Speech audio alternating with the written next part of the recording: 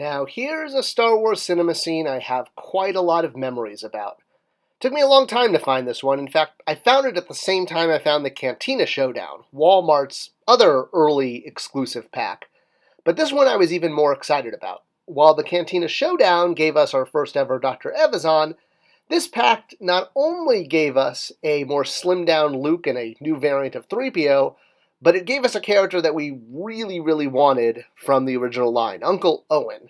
And it recreated probably one of the most pivotal scenes, not really just of the movie, but in the entire galactic war. I mean, granted, we only got half of the scene with this pack, being the humans. We didn't really get, all the droids. But this scene, the purchase of the droids, as said pack is called, is one of the most important moments in Star Wars history because, if Luke and Owen had gotten a different set of droids, then maybe Return of the Jedi would have never happened. Well, that whole thing with the malfunctioning R5-D4, okay, actually, if you watch the Star Wars, or rather listen to the Star Wars radio drama, you'll know that R5-D4 malfunctioning wasn't just it wasn't the Force. It wasn't a fluke of, the universe. It was R2-D2 actually deliberately modified the droid illegally. 3PO even scolds him for doing this, saying that droids aren't supposed to modify other droids. See, you really should listen to the Star Wars radio drama. It fills in a lot of extra details that just didn't make it on screen. All right, so regardless of whether or not R2-D2 was the one screwing around here to ensure that he got to be purchased by Luke and Owen, this moment in the trilogy, in the Star Wars, storytelling, has made its way into a lot of toys because it's a very important moment. Sure, there's not a lot of action. There's one droid exploding and a bunch of humans pointing and talking. But again, if this moment hadn't happened, pretty much the entire rest of the film and trilogy as we know it wouldn't have happened. It was a very key moment. And that's a big reason why having an Uncle Owen action figure has been so important to collectors over the years. He's a pivotal character. He has a ton of screen time. He has more screen time than Tarkin. And, if you're a prequel fan, he shows up in the prequels as a younger, less bearded version. And he's in the expanded universe, doing all sorts of expanded universe things, like blowing Darth Maul away. And hey, even the prequel version and this expanded universe version of Owen Lars has made it to the action figure world. Although, if you want an original trilogy Uncle Owen as the, bitter old man who lives on a Tatooine farm and has to berate his nephew for not going into Anchorhead, well, these packs aren't going to quite do it. There's really only one way to have an original trilogy Uncle Owen, which is kind of surprising because he's such a pivotal character. So, here's to Uncle Owen, the only action figure we've ever gotten of original trilogy Owen in Star Wars. I mean, there's been other toys of him, I'm not saying. I mean, the world does have our Lego Uncle Owen and Aunt Beru, and there were some other minifigures made in the early 80s, but this was not a figure that ever made it into the vintage line. And like a few others, it tends to be one that I think a lot of fans kind of expected would be in the line. I mean, Tarkin was basically the main bad guy next to Vader, and there's absolutely a handful of other characters that feel like they really should have been in the vintage line from Kenner, but for one reason or another, never made it into the cut of 92 or 96 or 107, however you want to calculate it. So, while these figures can live on as cool fan customs by people who have way more talent than I do, being able to have a vintage Uncle Owen to pose next to your vintage Luke is still something that has not come to fruition. Hey, maybe Hasbro will do it in the retro collection. That would be cool. Personally, I'd rather see that than more, Ugnaughts from The Mandalorian done in this style. But hey, that's just me. I'm a vintage series purist. But I never got an Uncle Owen and an Aunt Beru, and like all of you, we never did too growing up.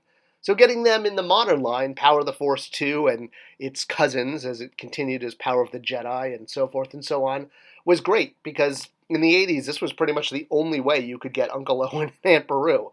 And, like I said, they felt like they should be part of the collection. They were very important characters. I mean, heck, Beru is like the only other female to have a line in Star Wars? And of course, there is another version of them that gets requested a lot as action figures. I mean, a real lot. Just go ahead and Google it. Yes, Uncle Owen and Aunt Beru as skeletons tends to show up as fan customs more than almost any other figure in the original trilogy. I mean, there are so many versions of burned and dead Aunt Beru, Uncle Owen skeletons out there. And it's interesting to note that the only reason this shot was edited into the film was to ensure it didn't get a G rating, to make sure that it had a PG rating and wasn't thought of as a kids' film.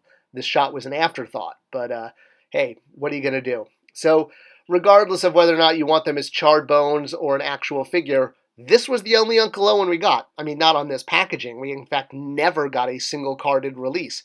We did get a single-carded release of Aunt Beru, although not on a vintage-style card, which, again, would be really cool now that Hasbro has the vintage collection, and it seems to be going strong again with more sculpts.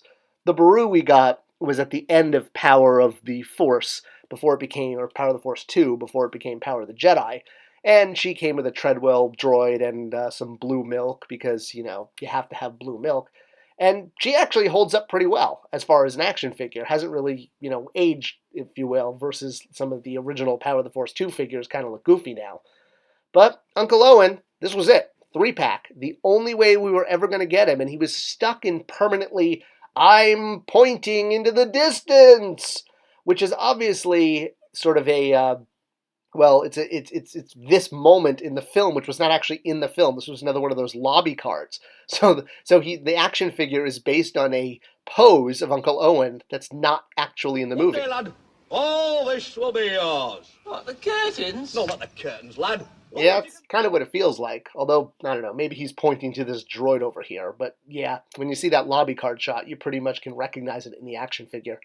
Now, as I said, the original wave of Power of the Force 2 hasn't aged that well. So while Luke was really buffed up for his first release, because that's what Kenner felt that kids wanted in their action figures these days in crazy 1995, well, collectors wanted Luke more like he actually looked on screen, and honestly, so did kids. So it was great that this pack brought us a much skinnier Luke. It was the first time in the modern line that we got Luke without the giant, muscles. And this is because of the 3-year cycle of toy production. It takes 3 years to go from concept to shelf. So by the time feedback was received to Hasbro Kenner, it took until this pack before they could come out with a thinner Luke. Of course, we did get other thinner Lukes, some that followed pretty quick and some that trickled out over the next few years. So we were never going to get a super buffed out Luke again. But hey, it's great to see that, Tatooine Luke and even the deleted scene versions of Tatooine Luke, we're going to get some action figure love. And this very first one with Power Force's purchase of the Droids 3-pack was the first chance to really get a Tatooine Luke, complete with macro binoculars on his belt. C-3PO also, again, would get lots of versions throughout the years in different scales and different styles. The very first one that we got in Power of the Force 2 was not as off-model as the Luke was. I mean, he pretty much reads as C-3PO, and 3PO has always been a skinny droid. While there is a little bit of a pec definition there, it's not exactly buffed out C-3PO the way Han and Luke and even Vader and the Stormtroopers were in that first wave. So getting a new C-3PO, not as top line as a wish list as getting a new Luke, especially because, again, we did get more C-3POs in Power of the Force 2, some replicating the vintage lines C-3PO with cargo net, and eventually even ones that were the whole I'm lost in the desert and my arm pops off from being shop worn. So the version we got with the 3-pack, though, was more I just stepped out of the sandcrawler, complete with the Jawa restraining bolt on his chest, which is one of the only times we've ever gotten him sculpted with the restraining bolt. So hey, unique. And in the vintage line, to do the power or to do the purchase of the droids, really you got Jawas and a very small handful of droids. In the modern line, now that we had Uncle Owen, there was an absolute quest among fans to be able to finish off this scene, the other side of it, if you will. And this was done, trickled out over the next couple of years, usually packed in with Jawas. Every time we got a new Jawa, we tended to get a pack-in droid, because Jawas themselves, the price value isn't always there, although we've gotten single Jawas as well. Even the most recent vintage series, Jawa from Mandalorian, is just one single Jawa with a hairy egg. But for a couple of years, we were getting Jawas with droids, and it was a really cool way to build out your droid collection.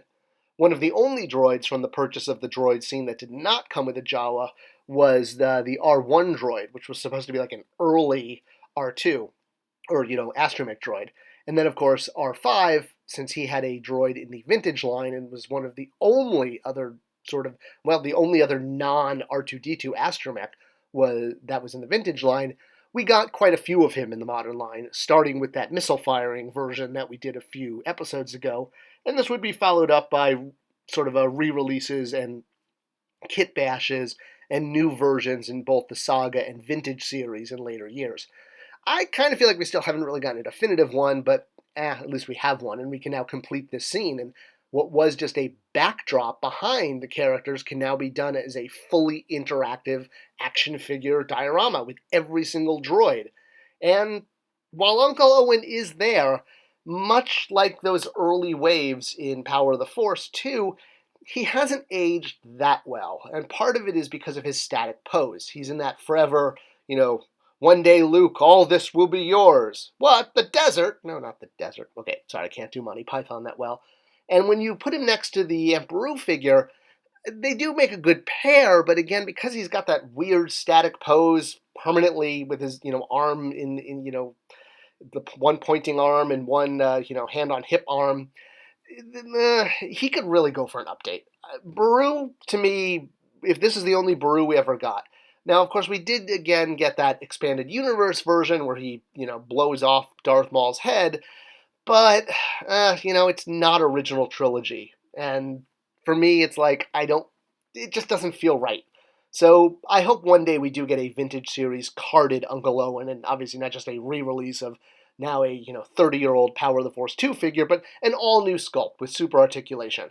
He wasn't part of the vintage 92, but he was a early release in Power of the Force 2, relatively speaking, and feels like a figure we kind of should have had as kids in the original Kenner series. So it was great to finally have an Uncle Owen, even if he hasn't aged that great and is stuck in one pose.